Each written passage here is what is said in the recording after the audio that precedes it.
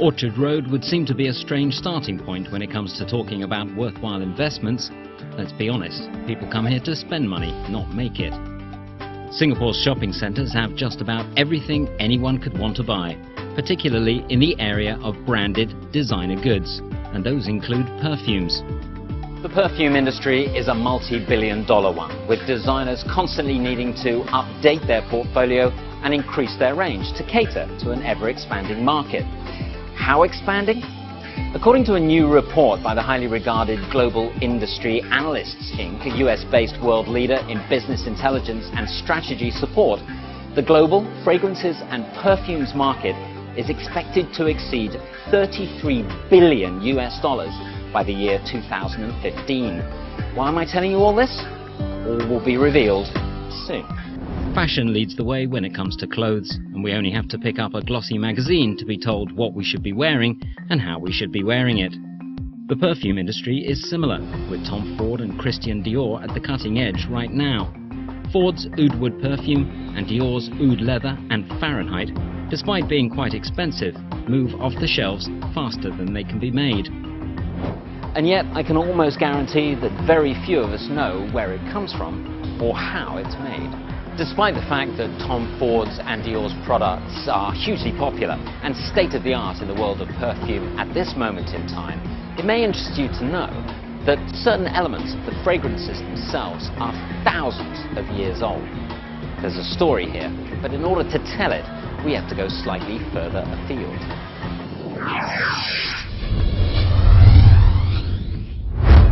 Here we are in Thailand, just a couple of hours north of the capital city, Bangkok, and I'm surrounded by trees.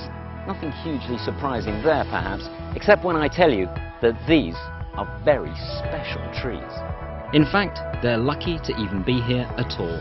They're Aquilaria trees, and due to massive illegal logging in recent years, they're actually cited by the Convention on International Trade in Endangered Species of Wild Flora and Fauna as being on the endangered list. Some species are even on the verge of extinction. Why? Because they're incredibly valuable. Not so much for the trees themselves, but for what they produce. When infected with a certain bacterium, the trees produce a dark, aromatic resin. The unaffected tree is quite light in color, but the resin dramatically increases the density and mass of the tree and even gets it to change color. And there you have it. That is the wood. And that is the glorious resin.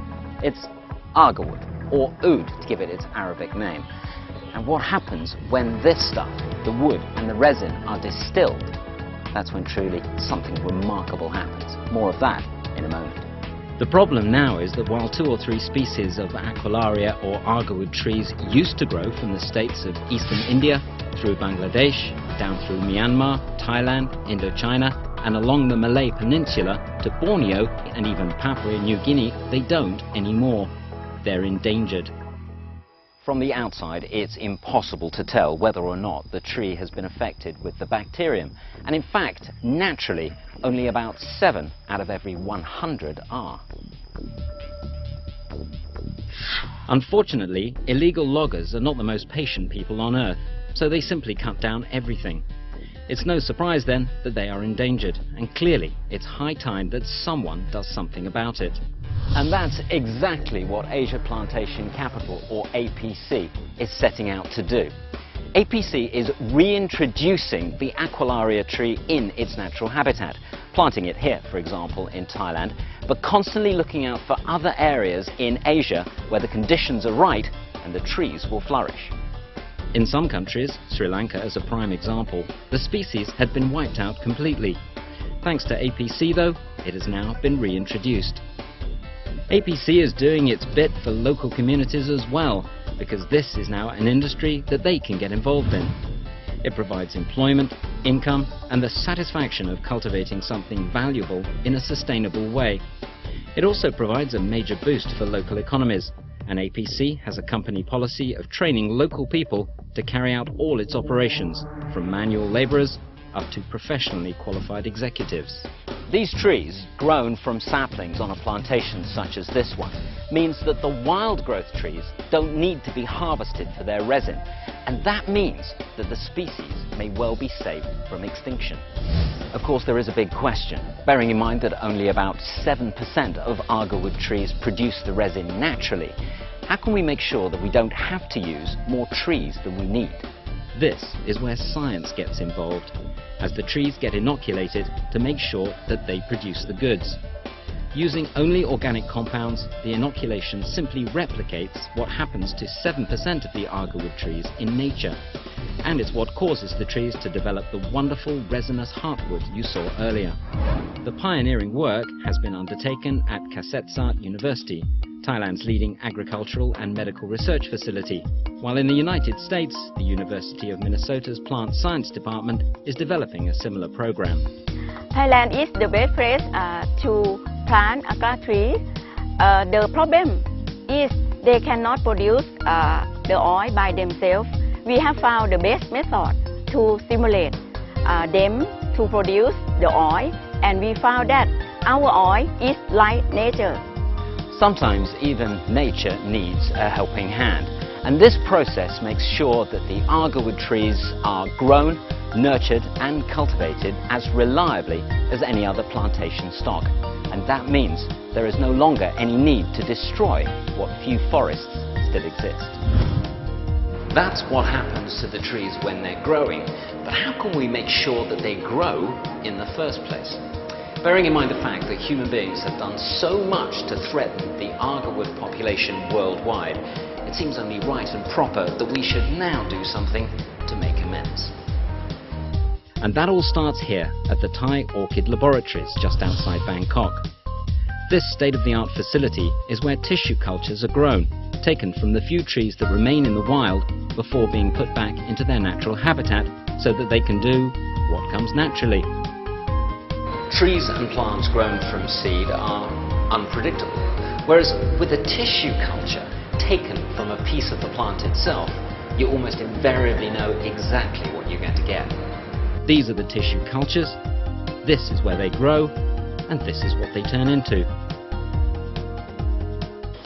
Okay, now it's time for the best bit, what this wood and resin can become when treated in the right way.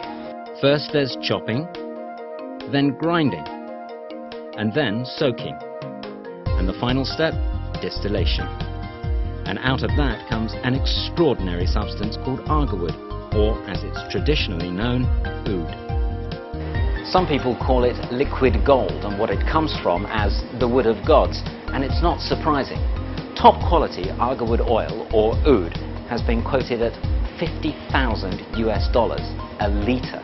So what I'm holding is probably worth about $2,500. I should try not to drop it. And the thing is, they've been doing this for years, thousands of years in fact. Oud has been used in the Middle East fragrance world since the beginning of civilization, and today plays a major part in the religious culture of the Islamic world. Legend in the East has it that when Adam left the Garden of Eden, the only thing he was allowed to take with him was an Agarwood cutting, and there are even mentions of it throughout the Sanskrit Vedas, one of the world's oldest written texts. I'd also like to tell you about the other uses to which this extraordinary substance and these extraordinary trees can be put. The pharmaceutical world uses it as a treatment for skin diseases, as well as for asthma, bronchitis and rheumatism. Professor Konkatip, who you met earlier, is also involved in groundbreaking anti-cancer research, while in aromatherapy, its essential oil can be used to treat depression, anxiety, and is used for meditation and relaxation. And perhaps I should also mention that it's considered to be the most powerful aphrodisiac among all the essential oils. Or perhaps I shouldn't. What I can tell you though is that the wood is used to make incense and incense sticks, an integral part of the culture in both the Buddhist and Islamic world. And so our story is almost complete, and it's a story of renewability, sustainability and social responsibility, with science and nature working hand in hand. An endangered species is being saved, and communities are benefiting. It's also about the production of something that everyone wants, and is, naturally enough, in increasingly high demand. By the way, when Prince William and Kate Middleton got together for the royal wedding, a special fragrance was commissioned for the event. And guess what it contained? Oud. Where Tom Ford and Christian Dior lead, others tend to follow. And those others include Chanel, Calvin Klein, Gucci, Giorgio Armani, Yves Saint Laurent, Pierre Cardin and Cerruti. I could go on, as now nearly all the major branded perfume houses use Oud. You may even be using it yourself now. Oud is in Dior's Fahrenheit, one of the most popular and best-selling fragrances on the planet. I mentioned some figures a while ago relating to the industry worldwide, and what I probably should have mentioned is that China, the world's most populous nation, is, as yet, a virtually untapped market. One thing's for sure, the market is strong and it's only going to get stronger.